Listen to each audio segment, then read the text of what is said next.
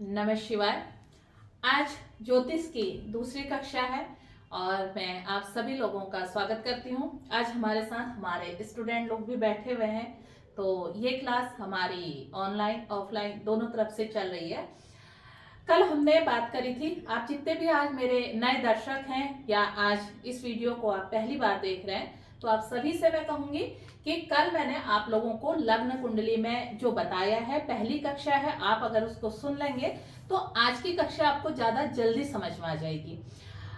एक बार बहुत जल्दी से मैं इसको कल वाली कक्षा का रिवीजन करती हूँ। उससे पहले आप लोगों से एक बात कहूंगी कि अभी तक आप लोगों ने मेरा ये चैनल सब्सक्राइब नहीं किया है तो क्यों नहीं किया, इसे कर दीजिए। और जितने भी मेरे वीडियो हैं, सब्सक्राइब करने का ये मतलब है कि जो भी मेरे वीडियो होंगे वो आप तक सीधे पहुंच जाएंगे। और आप जितनी जल्दी अगर आप इन ज्योतिष की इन कक्षाओं को सुनते और देखते हैं तो मैं यकीन के साथ कह सकती हूँ कि आपको किसी भी एस्ट्रोलॉजर के पास जाने की जरूरत नहीं पड़ेगी, अपने कुंडली प्रेडिक्शन कराने की जरूरत नहीं पड़ेगी। आप अपनी कुंडली से स्वयं अपने ग्रहों को देखना जान सकते हैं। बहुत बेसिक चीजें जो हमारी जन्म कुंडली में होती हैं, अगर हम राशि, लग्न और भाव को समझ जाते हैं, ये तीन हमारे ज्योतिष के ना स्तंभ हैं। इनके बाद नक्षत्र आते हैं और ये तीन चीजें अगर आपने समझ ली तो आप ज्योतिष को बहुत ही जल्दी सीख सकते हैं और अपनी जन्म कुंडली, अपने परिवार की जन्म कुंडली देखना समझ सकते हैं। तो आइए जल्दी से पहले एक बार हम कल की कक्षा को रिवीजन करते हैं। कल मैंने आपको बताया था कि ये पहला भाव है, ये हम है, ये हमारा व्यक्तित्व है। दूसरा भाव हमारा धन है, हमारा कुटुंब है, हमारा परिवार है। तीसरा भाव हमारा पराक्रम है, पराक्रम में हमारे हाथ आते हैं तो हाथ भी यहीं से देखे जाते हैं। चौथा भाव हमारा माँ का घर है, माँ के घर में ही सुख प्राप्त होता है तो इसे सुख का घर कहते हैं। ये हमारा ज्ञान है, हमारी संतान है, हमारा प्रेम का घर है पांचवा। छठा घर हमारा रोग, रिपु, ऋण, षड रिपु भी हमारे शरीर में जो षड रिपु है वो भी यहीं से देखे जाते हैं। सप्तम भाव जो है ये हमारा जो है दाम्पत्य का भाव और हमारे पार्टनर का भाव है, यानी कि हम अगर व्यवसाय करते हैं तो पार्टनर भी हम यहीं से देखते हैं। अष्टम भाव हमारा गुप्त विद्याओं का भाव है, जितने भी समाज में गुप्त कार्य किए जाते हैं, यहाँ तक कि जो टेबल के नीचे से पैसा लेते हैं छुप कर, वो भी यहीं से देखा जाता है। इसके बाद ये हमारा आयु का घर, यानी कि हमारा जन्म, क्योंकि जन्म भी एक छुपी हुई चीज है तो वो भी यहीं से देखा जाता है। नवम भाव हमारा पिता का घर है, हमारा जो धर्म है वो यहीं से देखे जाते हैं। और दसम भाव हमारा कर्म का घर है, यहाँ से हम अपने कर्म देखते हैं। इस कर्म का लाभ हम यहाँ से देखते हैं, हमें कितना लाभ हुआ है। और ये भाव है हमारा व्यय का भाव, हम कितना व्यय करेंगे। तो यहाँ से हम आयु का भी विचार करते हैं, ये हमारा आयु का व्यय करता है। यहाँ से हम विदेश का भाव, विदेश भाव भी देखते हैं। कई लोग के प्रश्न आते हैं कि हम विदेश जाएंगे नहीं जाएंगे, हमारा वीजा बनेगा नहीं बनेगा, क्या होगा। ये सब विदेश के जितनी भी चीजें होती है वो यहाँ से देखी जाती हैं। तो अगर आप कल एक बार ये वीडियो देख लें तो आपको ये सारी चीज समझ में आ जाएगी। मैडम क्या सभी का लगन एक ही लगन होता है? हाँ, अभी जैसे आपने पूछा कि लग्न सभी का एक ही होता है, लग्न सभी का एक नहीं होता है। लग्न हमारा एक नंबर से शुरू होता है, ठीक है। अब जैसे जैसे ये राशि बढ़ेगी, एक नंबर, दो नंबर, ये नंबर हमारे जिस क्रम में लिखे गए हैं इसी क्रम में हमारी राशियां भी होती हैं। जो पहला नंबर है उसमें हमारी आएगी मेष राशि। तो यहाँ पर आपको इसमें 12 नंबर दिख रहे हैं ना मैडम? ये लग्न एक, ये सुनो एक मिनट बेटा, इसमें आपको 12 लग्न दिख रहे हैं ना। तो 12 लग्न आप देखो, सबसे पहले हमने इसमें मेष लग्न डाला। अब जरूरी नहीं कि आपका जन्म जिस समय हो उस समय मेष राशि यहाँ पर हो, पूर्व की तरफ से जो राशि उदय होती है वो लग्न हमें मिलता है। तो यहाँ पर अगर माना आपका जन्म जो हुआ है उस समय उदित राशि मेष है तो आपका लग्न क्या हो जाएगा मनोज जी, आपका लग्न क्या हो जाएगा? मेष हो जाएगा। अगर माना यहाँ पर हमारा 2 अंक लिखा है, 1 अंक नहीं लिखा है, ये तो आप इसको हमने यहाँ से शुरू किया तो 2 यहाँ पर आ गया, 3 यहाँ पर आ गया, 4 यहाँ पर आ गया ना। ऐसे ही अगर हमने यहाँ पर को माना 2 नंबर आ गया, यहाँ पर हमारा 2 नंबर आ गया तो फिर यहाँ हमारे 3 नंबर से शुरू हो जाएंगे, 2 3 4, और ये जहां 12 लिखा है यहाँ पर हमारा 1 नंबर आ जाएगा। तो जो राशि अभी हमारी यहाँ आ रही थी वो राशि अब हमारी यहाँ आ जाएगी। तो इसको हम कहते हैं, ये कुंडली हो गई वृषभ लग्न की। और ये जो वृषभ लग्न की कुंडली है आपकी, अगर हम देखें जाए तो ये लग्न ही हमारा व्यक्तित्व हमें बता देता है। 4, 5, 6, 7, 8, 9, 10, 11 और 12, फिर 1। अब ये जो तुम्हें अंक दिखाई दे रहे हैं ना, ये अंक एक्चुअल में राशियां हैं। और ये जो एक एक खाना आपको दिखाई दे रहा है ना, त्रिकोण टाइप के, इसमें ये जो खाने दिखाई दे रहे हैं, ये एक एक घर है। इसको हम घर भी बोलते हैं, इसको हम हाउस भी बोलते हैं, और इसको हम खाना भी बोलते हैं। देख लो ना, अलग अलग खाने दिखाई दे रहे हैं ना आपको सारे। और ये चलता एंटी क्लॉक ही है, ऐसे ही हम इसको चलेंगे। अगर माना आपका जन्म यहां पर हुआ है और उस समय वृषभ राशि का उदय हो रहा है, तो लग्न बन जाएगा आपका वृषभ।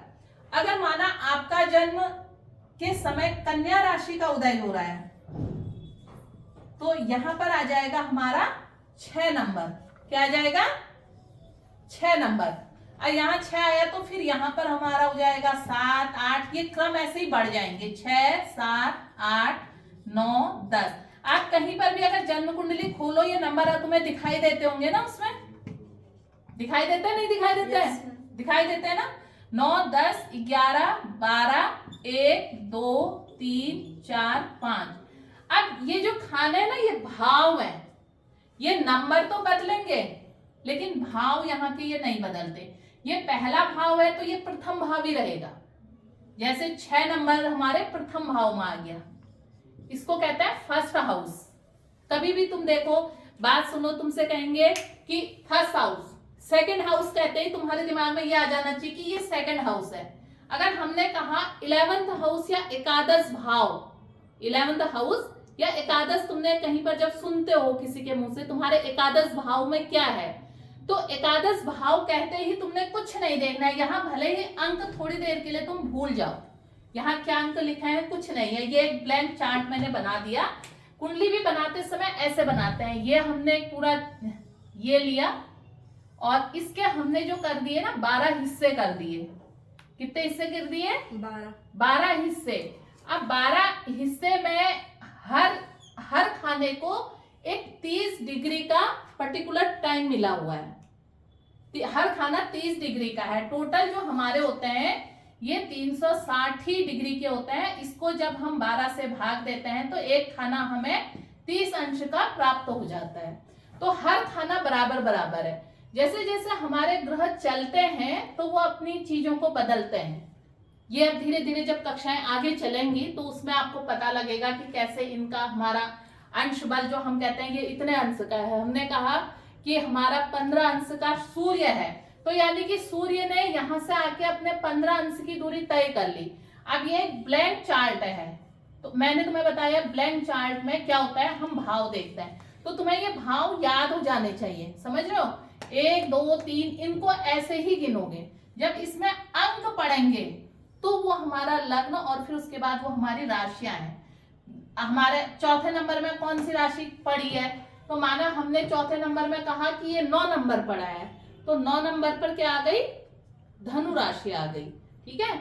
और हमने कुछ नहीं देखा, यहाँ हमने केवल भाव देखे, पहला भाव, दूसरा भाव, तीसरा भाव। तो भाव समझ में आ गए ना? ठीक है। ठीक है मनोज जी? जी सर। जी मैडम, क्या लग्न का भी कोई स्वामी होता है? हाँ, ये बहुत अच्छा पूछा कि लग्न का भी स्वामी होता है। ठीक, जैसे लग्न के भी स्वामी होते हैं। हमने यहाँ पर लिया कन्या लग्न। हमारे पास क्या है, पूरी जो मैंने शुरू में बताया कि पूरा जो ज्योतिष है ना, इस 3 पिलर पर खड़ा है। पूरा ज्योतिष, ये 3 पिलर कौन से हैं? पहला, दूसरा और तीसरा। पहला है हमारे ग्रह, ठीक है, और दूसरा है हमारा भाव, ये हमारे भाव हो गए। और तीसरा जो हमारा ग्रह और भाव के बाद आ गई राशि। अब ये जो ग्रह भाव और राशि आए, ये इसके मुख्य 3 हमारे स्तंभ हो गए। अब तुमने कहा कि हर एक का अलग अलग भाव होता है, तो जैसे हमने राशियां ली, हर राशि का क्या होता है, एक एक स्वामी होता है। वैसे ही लग्न का भी एक स्वामी होता है जिसे लग्नेश बोलते हैं। क्या बोलते हैं? लग्नेश। मनोज क्या बोलते हैं? लग्नेश। लग्नेश, ठीक है। ऐसे ही यहाँ पर हमारी मिथुन राशि आएगी, तो इसका स्वामी माना ये मेष लग्न है, मेष लग्न का स्वामी कौन हो गया? मंगल। ठीक है, अब हमने कहा कि मेष लग्न का स्वामी मंगल है, तो यहाँ पर तो मेष लग्न 1 नंबर तो नहीं डला है ना? कितना नंबर डला है? 6 नंबर डला है। तो इसमें देखो 6 नंबर में आगे हमने क्या लिख रखा है? कन्या। ये याद करना पड़ता है, ये नहीं बदलता, ये हमारा 1 से ही शुरू होगा। 1 नंबर का मतलब है कि मेष राशि, जहां पर भी 1 नंबर होगा उसका मतलब हो जाएगा मेष। दिमाग में ये हमें याद करने पड़ेंगे। कन्या राशि, इसके स्वामी बुध होते हैं।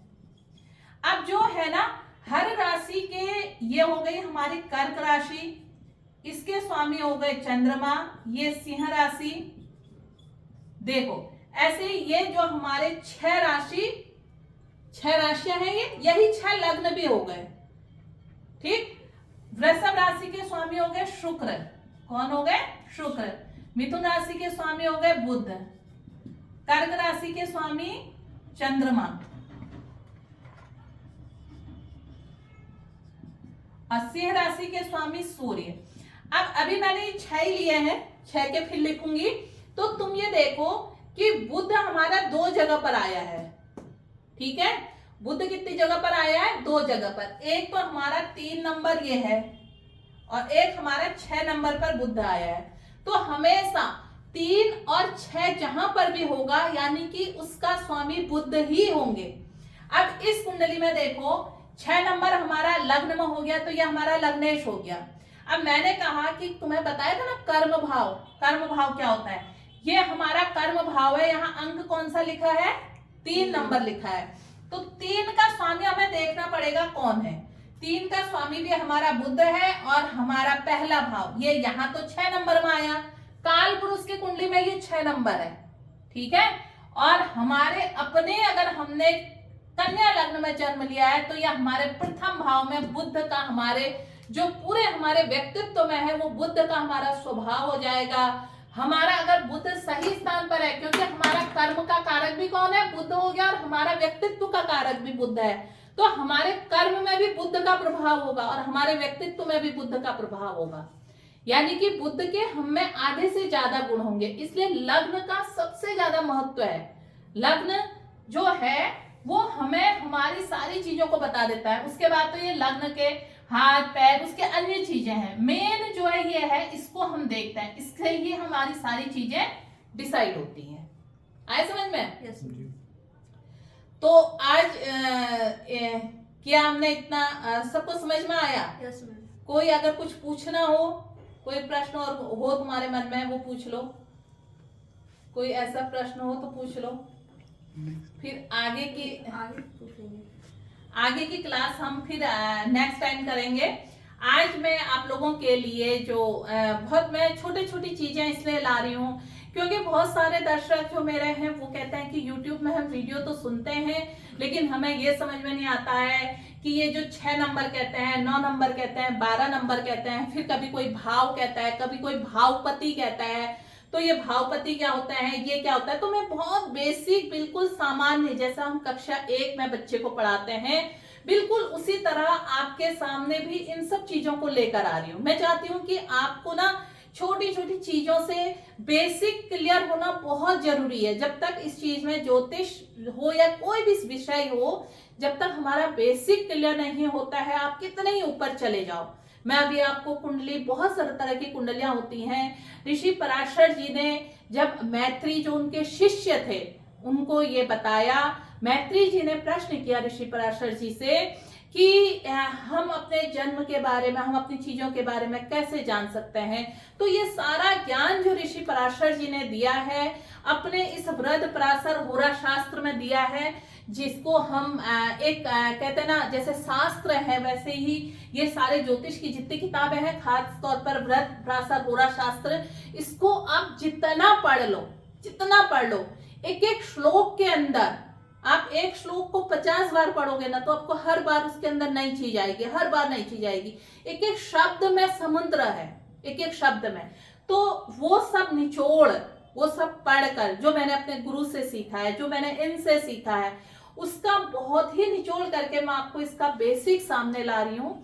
और ये चीज अगर आप समझ जाएंगे तो आपको आगे इसके बाद हमारी जो कक्षा 3 होगी उसमें मैं आपको ये बताऊंगी कि आज मैंने आपको 6 तक बताए, तो मैं इसको थोड़ा आगे को भी पूरा कर देती हूँ कि हमारा ये कन्या लग्न 6 तक हमने बताया।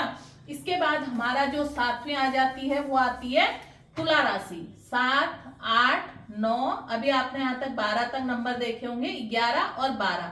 यहाँ पर 7 नंबर में तुला राशि आ जाएगी। अगर हमारा यहाँ 7 नंबर होगा तो हमारा तुला लग्न हो जाएगा।